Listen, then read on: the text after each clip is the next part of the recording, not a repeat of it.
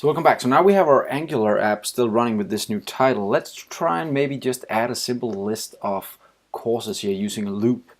And if you've never touched JavaScript or TypeScript, go and watch some of my previous videos about the topics. But what I want to do here in TypeScript is this is actually a property that I displayed again. So title is a property, and since it knows it should be displayed inside the HTML page using what we call the MVC, this is the controller of the C of MVC. Then HTML is actually the view of the MVC, and the view now knows that there's an attribute or a property called title inside component TS. So just grab the information from there and present it between the HTML tag h1 here. But what if we wanted to add a new here? Let's add a new one called UL, unordered list. And that unordered list, I want to add an LI for each of my courses. So this would be course 1, course 2, course 3, etc. The different courses that we had available. Let me just try and add course 2 as well, just to show you the idea here. Course 2, let's save that, and again it auto refreshes. Now we have 2 courses. But what if we wanted to, instead of hard coding that, actually adding a loop here that ran over all the courses available and presented them individually? So we're going back to the component and we're going to build an array, which is a list of items. And we're going to just call it courses equals, and it's going to just be an array here. That's how we display an array. And we're going to add, let's just do it as strings for now. So course 1 and another string, course 2 and course 3. And of course, we're not going to hard code it later. We're going to actually add services to pull out this data, but this is just to show you the link between the actual component and the HTML file. So we save this. Now we have something called courses. It's gray in WebStorm because it's not used yet. You can actually figure that out yourself.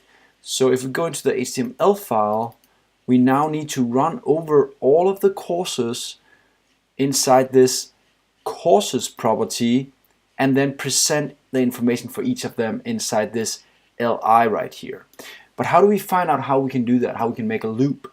Well, actually, here's a link for the cheat sheet on Angular.io. This is a very great page, I believe that. It's called the cheat sheet, and if you go in there, you can see all the different directives available, meaning all the different things you can put inside the tags in the different TS HTML views. Okay, so I use the ngFor now because I want to run over all my courses and make a list item for each of them.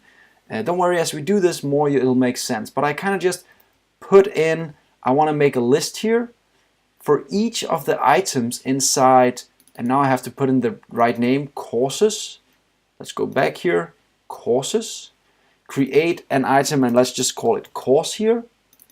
And this is just meaning that I'm going to make a variable called course locally inside the view, and it's going to pull out all the courses of courses, so one by one.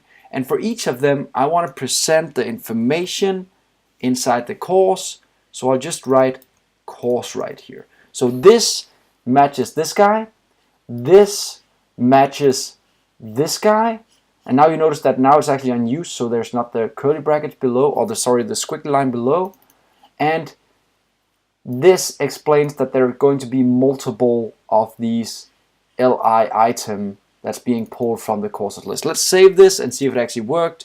Going into my course planner again, and now I have 3 different courses. And notice that I didn't put in the space here in this 2. So let's try and do that. Go and put in a space. There we go. There we go. I'll save, and again automatically refreshes. Now I have my 3 courses. Let's just to show you, add another course here. Course 4. Save again, and now I have course 4 in as well. So now we actually have a dynamic list that we can now start presenting courses. Next, let's try and make it more into an object instead of just pure strings. See you next time.